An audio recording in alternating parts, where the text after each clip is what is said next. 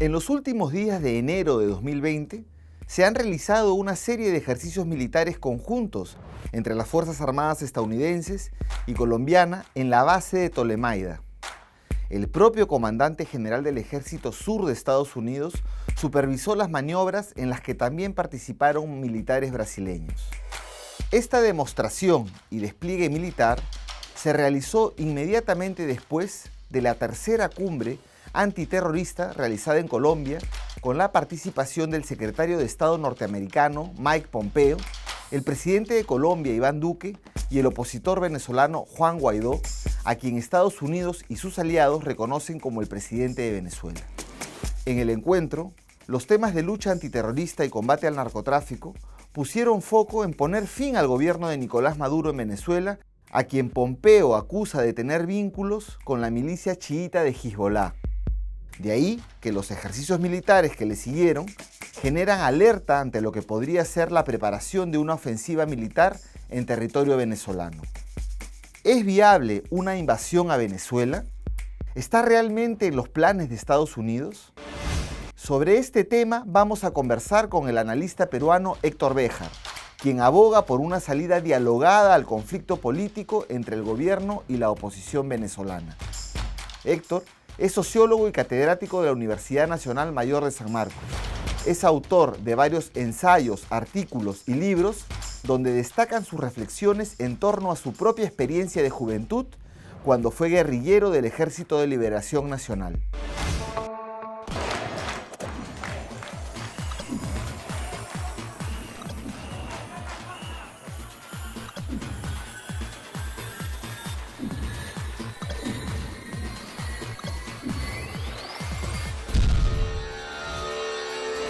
Bienvenido, Héctor, a Disidentes. Realmente un honor que estés aquí con nosotros. Muchas gracias por recibirme. Y para conversar de un tema que genera mucha preocupación, sobre todo que el 2020 ha comenzado con una azonada, con azonadas militares. Tenemos pues el asesinato del general iraní Soleimani a manos pues del propio Trump, lo ha reconocido, ¿no? Un dron, lo mataron simplemente cuando salió de Irán hacia Irak. Ha comenzado una serie de tensiones, ya desde hace un tiempo. Además hay un contexto electoral en Estados Unidos. Y también nos enteramos de que Guaidó generó todo un hecho político al treparse por la Asamblea Legislativa venezolana por detrás, por las rejas, cuando vio que perdía el control del Parlamento venezolano, de sus propios colegas del partido de la oposición, que elegían a otro presidente de la Asamblea Legislativa, con lo cual se resquebrajaba su presidencia interina, ¿no? Reconocida por Estados Unidos y por sus aliados. Luego amenazó en tomar Telesur, en tener un Telesur paralelo, eso nos asustó mucho. Y ahora, estos ejercicios militares que se están desarrollando ahora mismo, todavía, a fin de enero, en territorio colombiano, participación conjunta de las fuerzas estadounidenses, colombianas y también brasileñas. Recordemos que ahí está Bolsonaro. Entonces, hay una orquesta un poco movida a nivel mundial, ¿no? Entonces, nuestra América pareciera ser también otro campo de batalla, donde se juegan intereses también de la hegemonía. ¿Cuáles son tus comentarios iniciales sobre ese panorama mundial de arranque del 2020? Yo creo que ya podemos decir que América Latina y Caribeña ha dejado de ser el patio trasero de los Estados Unidos. Es en este momento un territorio en disputa y vive momentos muy peligrosos porque los latinoamericanos sabemos, y también los africanos y la gente del Medio Oriente, que los momentos más peligrosos que vivimos es cuando hay elecciones en los Estados Unidos. Todos sabemos que la estrategia de los Estados Unidos, no hablemos de Estados Unidos, del grupo que rodea a Trump y de Trump mismo, que es distinto a los Estados Unidos, frente a Venezuela ha venido desarmándose, ha venido fracasando.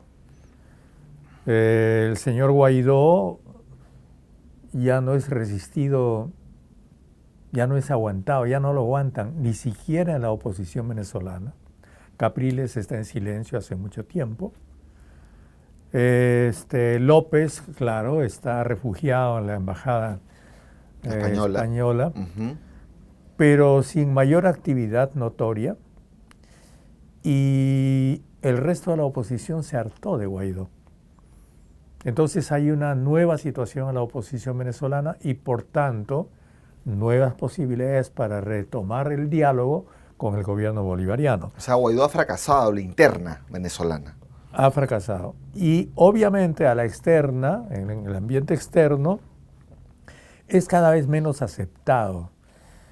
Ciertamente la Unión Europea formalmente lo recibe, como todos sabemos, el señor Macron lo ha recibido. En España no hubo tan buen recibimiento. En España ha sido ya un debate. Han encomendado al canciller o a la canciller que lo reciba. Sánchez no lo ha recibido. La señora Merkel lo ha visto rápidamente en un pasillo de Davos. En la misma Davos, Trump no lo ha esperado, se ha ido antes que él llegue. Entonces es claro que la influencia, todo este globo que hicieron con Guaidó empieza a desinflarse. Esa es la situación. Y obviamente en esa situación la gente como Duque o como quienes rodean al presidente de Colombia o como quienes rodean a Trump están cada vez más irascibles y cada vez más desesperados en la medida en que ellos tienen que presentar algún resultado ante la opinión pública estadounidense antes de las elecciones de fin de año. Eso tiene que ver también con Palestina, con todo lo que está pasando en el mundo con las últimas aventuras de los Estados Unidos en Irak y con todo lo que sabemos.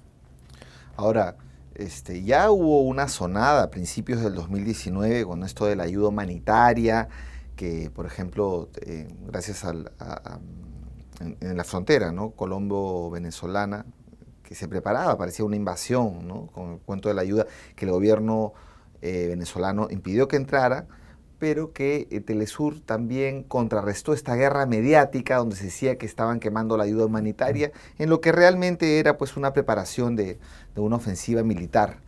Eso fracasó y a partir de ahí tú señalas efectivamente que se ha ido desinflando esto del presidente interino. Por ejemplo, aquí en el Perú sí se reconoció la representación del supuesto Guaidó diplomática en palabras, pero de manera operativa, todas las relaciones, las coordinaciones diplomáticas son con el gobierno de Maduro. Es que el escenario de América Latina ha cambiado. Los cambios habidos en México con la presidencia de AMLO, López Obrador, debilitan absolutamente el Grupo de Lima. El cambio del ex canciller por el nuevo canciller en el Perú, que es Mesa Cuadra. Claro, le ha bajado el perfil a la participación, al liderazgo peruano, ¿no? Al liderazgo peruano. Ahora nuevo Congreso también. Ciertamente sigue el gobierno de Vizcarra atado a Washington, pero su acento es visiblemente menor. Visiblemente menor. Incluso postularon a un candidato a Decela, digamos, un candidato alternativo al de Estados Unidos, entiendo yo que lo van a retirar. Pero entonces, ante este debilitamiento de la posición de Guaidó y de la estrategia norteamericana, ¿es posible entonces otras opciones para Estados Unidos? Bueno, los Estados Unidos juegan en un tablero con varias piezas. Uno de los escenarios que están jugando Estados Unidos es Venezuela. El otro, como sabemos, es Palestina e Israel, ¿no es cierto? Claro. Entonces, pero para los Estados Unidos tiene mucho más importancia, obviamente, el Medio Oriente que Venezuela todavía. Eso, por supuesto, no tiene por qué hacer que en el campo de América Latina, en el campo de nuestra América y en el campo del Caribe, bajemos la guardia, porque es evidente que en su desesperación estos grupos están recurriendo a otras medidas y a otros escenarios. Y al parecer Telesur entonces empieza a tener importancia para la estrategia latinoamericana de los Estados Unidos. Telesur, o sea, eliminar a Telesur. Un rol, ellos quieren eliminar a Telesur. Y entonces, como de costumbre, todos sabemos que el imperio no renueva sus estrategias. Como ellos son conservadores, son cavernarios. Yo siempre recuerdo las estrategias de los Estados Unidos frente a Cuba. Recordemos Radio Martí. Entonces, Cuba fue bombardeada desde Miami con las ondas norteamericanas de Radio Martí, supuestamente la radio libre de Cuba. Igual quieren hacer seguramente y lo harán probablemente también desde Miami, puede ser, y no sabemos desde dónde, respecto de Telesur. Un Telesur Bamba. Habrá una Telesur Bamba, una Telesur libre, entre comillas. ¿No es cierto? Que será como la Radio Martí de la época cubana. Eso, por supuesto, todos sabemos que es espectacular, pero tampoco les va a dar resultado. Esas estrategias juegan en el escenario de ellos, pero lo básico, lo concreto, es que la revolución bolivariana sigue resistiendo, sigue en el poder y que ellos no han podido removerlos como querían.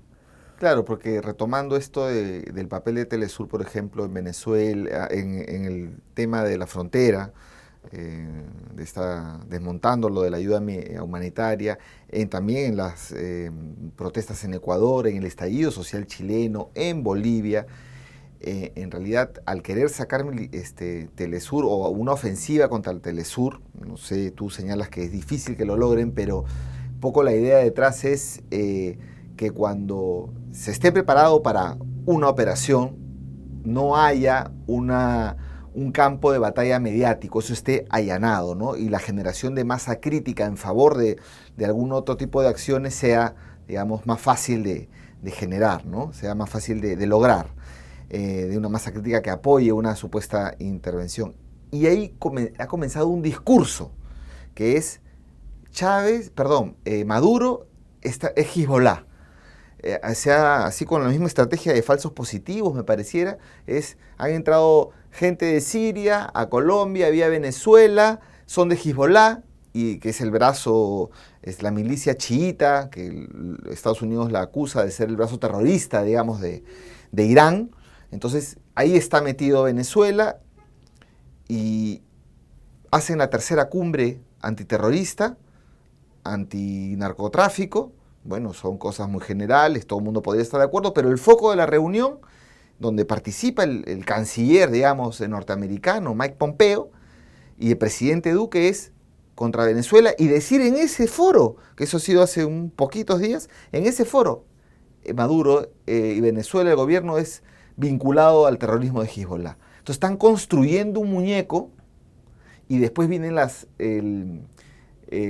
operaciones, los ejercicios militares en los que se incluye Brasil. Claro. Entonces, ¿es posible, es viable una invasión militar a Venezuela? ¿Tú cómo lo ves? Bueno, ellos han dicho siempre, aunque últimamente dejaron de decirlo, que todas las cartas están puestas sobre la mesa. Sin duda, una de esas cartas es una probable invasión a Venezuela. Todos sabemos que eso no es fácil y ellos también lo saben. Pero eso no significa que no esté sobre la mesa. Poniéndonos en la hipótesis de una invasión militar a Venezuela, es evidente que ellos lo primero que tienen que hacer es, como hicieron con Irak, es decir, anular todos los canales informativos, cercar informativamente a Venezuela, luego actuar con mercenarios, porque el imperio hace mucho tiempo que no usa a sus propios soldados. Todos sabemos, desde Vietnam, ellos no han vuelto a usar soldados, estos chicos norteamericanos que mandaban a morir, ¿no es cierto? Uh-huh. Ahora son mercenarios, son empresas. Ahora son empresas las que invaden. Entonces, esas empresas invadirán Venezuela, contarán con la hipocresía y con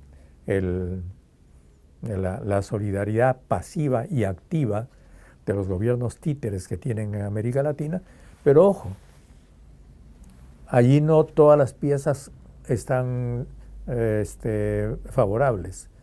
Van a contar con la protesta de Argentina, van a contar con la protesta de México, y en el resto de países importantes como Brasil, como Chile y como el propio Perú, de diversas maneras las sociedades civiles, las sociedades están levantadas. Se abriría una brecha, habría brecha, digamos, Entonces, en esos países. No se puede pensar que Venezuela va a ser víctima aislada de una conflagración. Pero además está China, está Rusia, ¿no? Otros actores Obviamente, globales, ¿no? Hay otros actores globales que tienen cada vez más participación en el juego latinoamericano, y esto va a ser una confrontación mundial. No va a ser ya una intervención como la de Santo Domingo en 1964 o como el golpe contra Goulart. No, esto justamente por el hecho de que América Latina ha dejado de ser el patio trasero, ya no es el patio trasero. América Latina es un escenario global hoy día, y obviamente no creo que los estrategas que rodean, si merecen ese nombre, que rodean al señor Trump, van a pensar que van a intervenir en Venezuela sin pagar el precio que eso significa.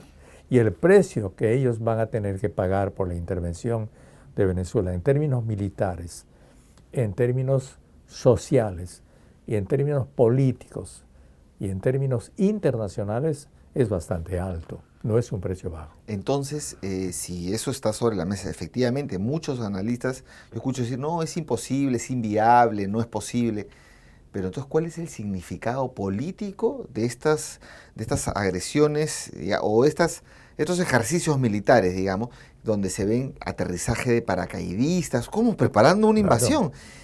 ¿Cuál es el significado político de hacer la tercera cumbre antiterrorista, de construir todo este muñeco de que el gobierno bolivariano es casi Hezbollah? Bueno, es tener todo preparado. Eso es evidente, lo estamos viendo. Y eso es peligrosísimo, porque eso de tenerlo todo preparado puede estallar en el menor momento. Y es una maquinaria que una vez que estalla es difícil de detener. Entonces todos tenemos que ser conscientes en América Latina de esa situación.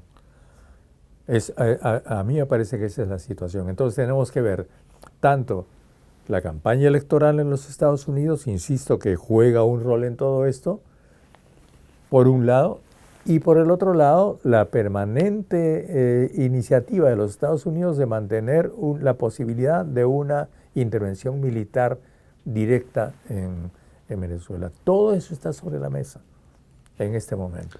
Ahora, tú hablaste, efectivamente nos recordaste el año electoral que se vive en Estados Unidos, pero no solamente es un año electoral, ¿no? Sino también hay un proceso de juicio político al presidente Trump, también por una serie de audios, por una serie de informaciones, de su injerencia en otros países, incluso contra aparentemente los propios intereses norteamericanos. Entonces, ¿qué tanto juega este proceso de impeachment? Yo sé que tienen mayoría en el Senado, que es difícil que digamos, lo vaquen a Trump, pero hay una serie de tensiones a la interna de Estados Unidos. Yo no sé si se buscarían resolver con una invasión en Venezuela o ya con lo que hemos visto en Irán, de tratar de generar un consenso adentro a partir de agresiones afuera. Hay un libro muy interesante de Perry Anderson que se llama Imperium et Concilium, donde describe cómo son tan distintas la política interna y la política internacional de Estados Unidos, pero cómo se utiliza muchas veces la política internacional para generar consensos adentro, ¿no? ¿Tú cómo estás viendo? Sí, yo veo que en el escenario de los últimos meses ha habido varias operaciones, como todos sabemos. Esta acción militar en Irak, ya ha estado antes el retiro de los Estados Unidos del acuerdo con Irán, que pone en peligro a Europa. Está el famoso plan del siglo, o el acuerdo del siglo, de los socios Trump-Netanyahu respecto de Palestina y de Israel. Y está el asunto de Venezuela. Todo eso está jugando.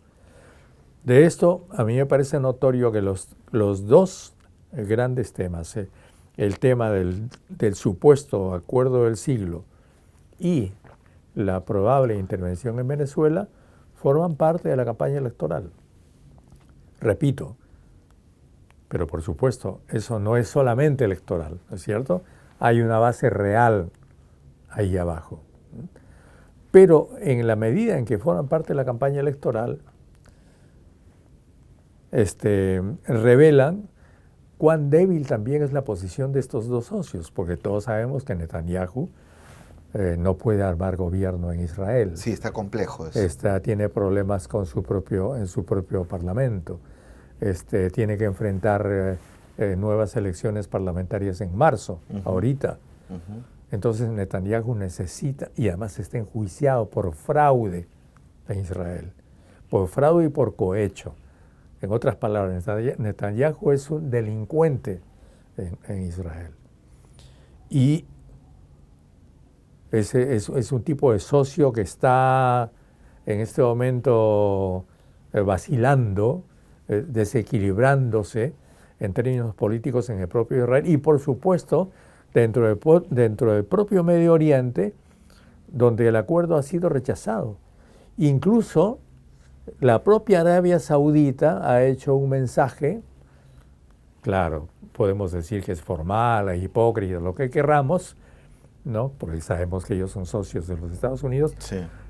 Un mensaje de solidaridad con el pueblo palestino. Bueno, pero es que recordemos que también son sede este año del G20. Arabia Saudita tiene la presidencia además, del G20, me parece que también tiene que hacer algún tipo de gesto, ¿no? Absolutamente, ¿no?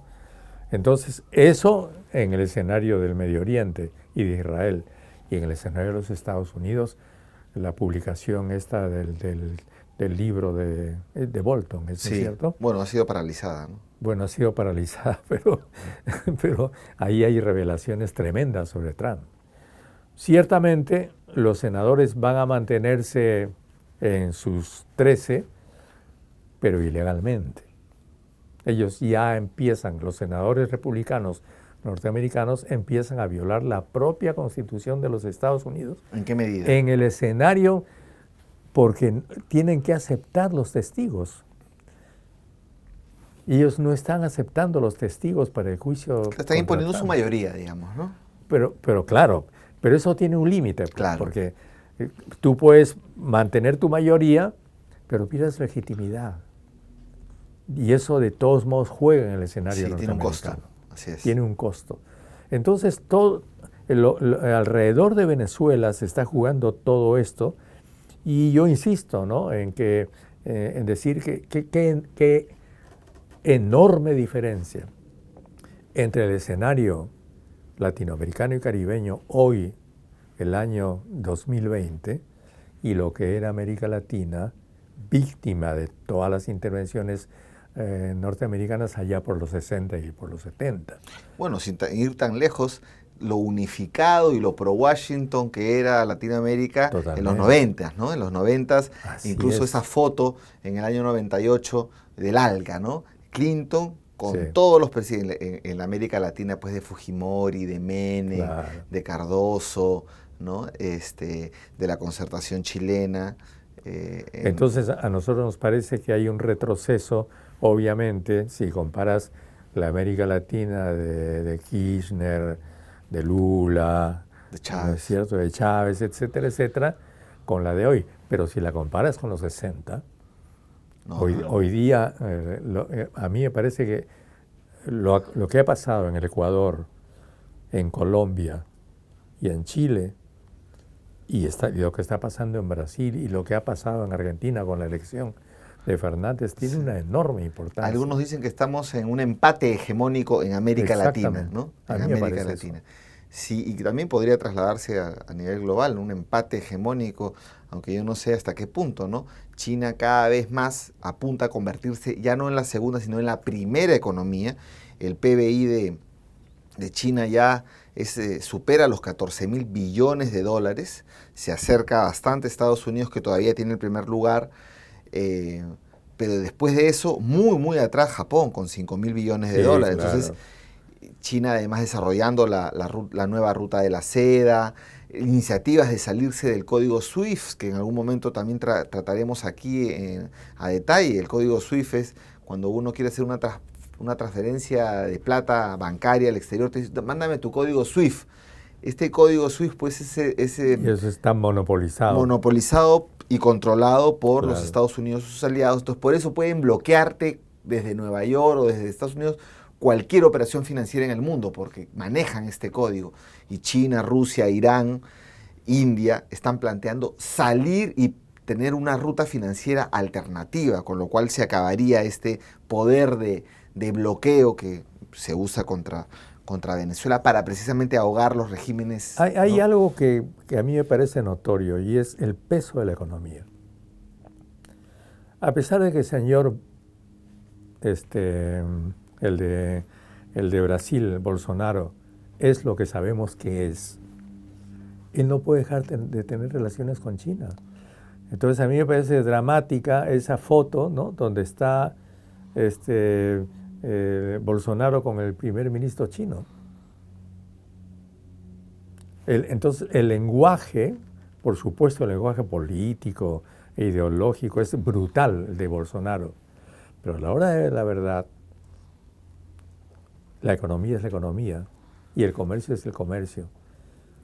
Y Brasil, a pesar de su política cavernaria, no puede dejar de tener relaciones con y ha China. generado problemas a la interna de Brasil con el propio vicepresidente, que es militar y que señaló que ellos tienen... Y lo mismo juega con India. Claro. India tiene un gobierno de derecha hoy día. Pero el peso de India dentro de los BRICS sigue siendo el mismo. Uno puede pensar, bueno, los BRICS con los cambios políticos que han habido han dejado de serlo. Sí, por supuesto han dejado de tener la importancia política que tenían, pero siguen disfrutando de la inercia económica que los va a llevar a ser, sin duda, a no ser que suceda una catástrofe mundial, la primera economía, ¿no?, al fin de este siglo. India.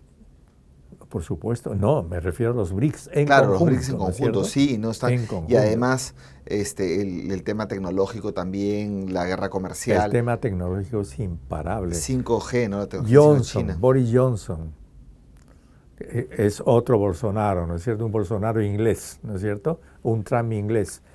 Acaba de autorizar el ingreso de Huawei con la tecnología 5G, claro, a pesar de las pataletas de Trump. No puede hacer otra cosa. Ahora, pero todo esto que estás señalando, en realidad me preocupa más en el sentido de que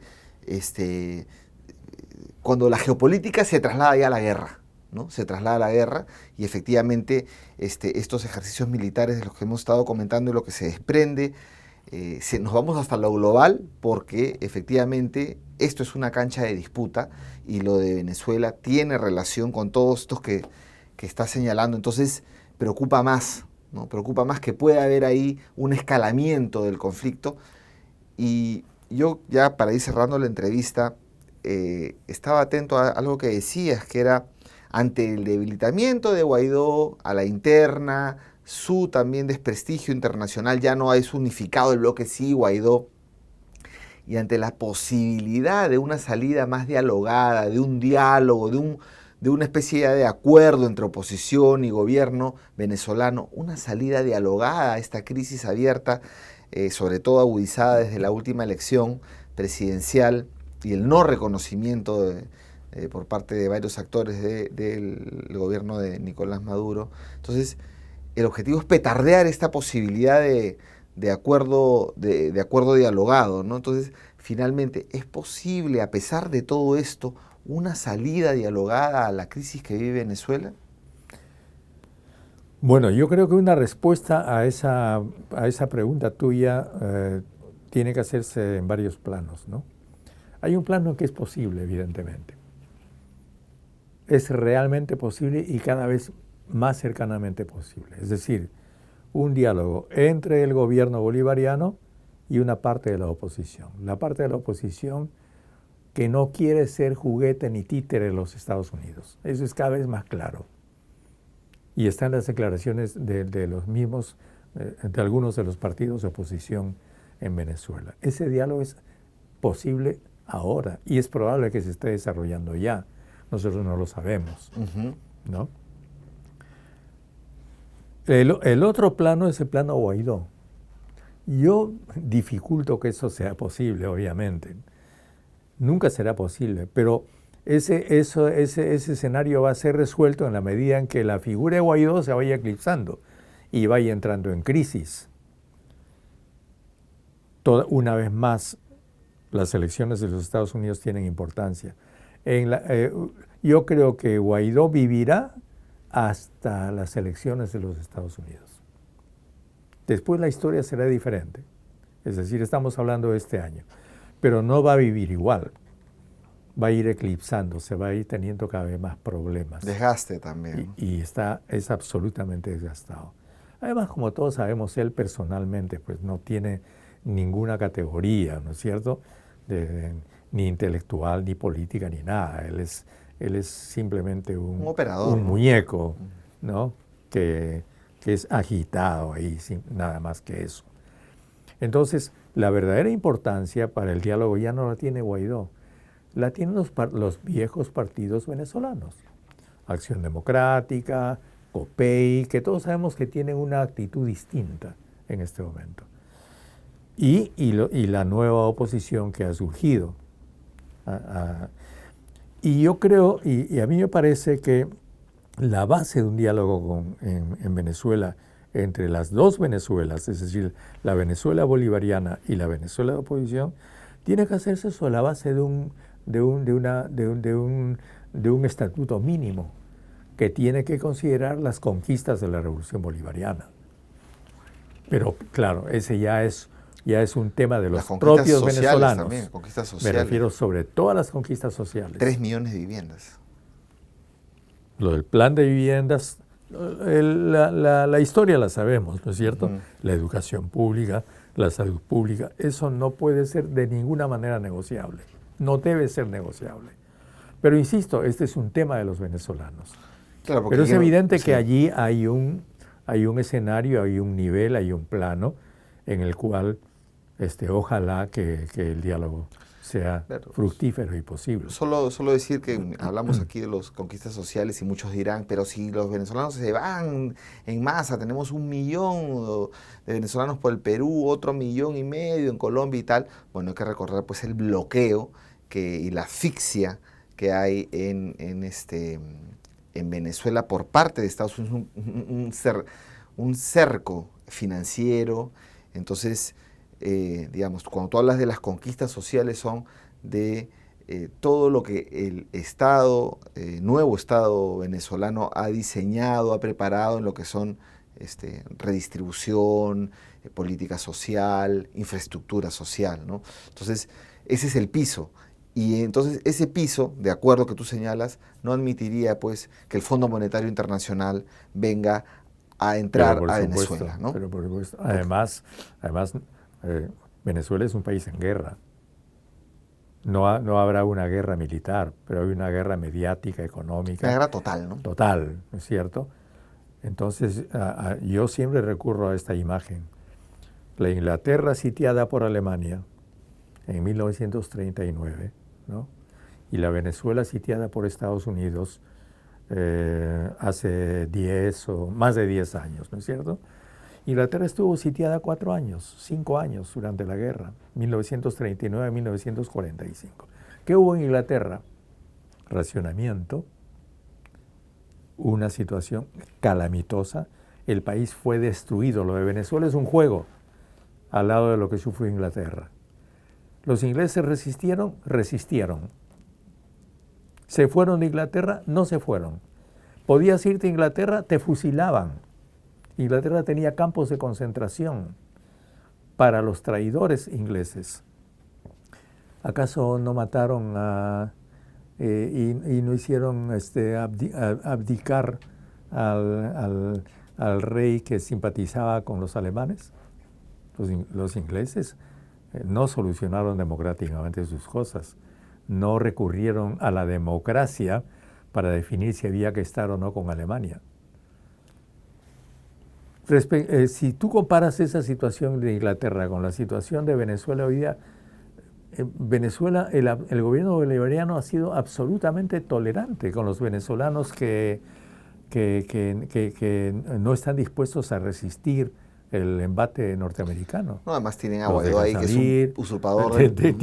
Tiene a un presidente fantoche. Entra, sale, va a Colombia. ¿Inglaterra habría permitido un presidente pro-nazi o un primer ministro pro-nazi al lado de Churchill? Claro, así es. Entonces, uno tiene que tener idea. El otro asunto es, ¿se fueron y se siguen yendo los venezolanos de Venezuela? Sí, se siguen yendo. Bueno, ¿cuántos hondureños en este momento se están yendo? No, eso es tremendo, ¿no? Es que eso no se quiere ver. La construcción de opinión, ¿no? De masa crítica. ¿Cuántos colombianos desplazados hay internamente hoy día en Colombia? Y dirigentes y campesinos asesinados. ¿Cuántos peruanos tenemos fuera del Perú? 3 millones. Claro. Los formales. Así es. Hay muchos no registrados, claro, ¿no es cierto? Efectivamente, sino que se construye pues una posverdad, se construye pues una opinión en el público y no se analiza lo que está por pasando. Supuesto no debe llevarnos a disminuir las proporciones del drama venezolano, no se trata de eso. Sí, claro que sí. Pero lo que hay que hacer también es ubicarlo en medio del panorama del drama que está viviendo el mundo hoy día, en que tú tienes miles de gentes, cada vez más miles de gentes, viviendo en la calle, en Londres, en Brighton, en Nueva York, en Los Ángeles, en Miami, gente que ya no tiene casa, en España, que son millones en el mundo. Así es. Hoy día. Bueno, Héctor, yo te agradezco mucho por todas las impresiones que nos das. Esperemos que no haya una invasión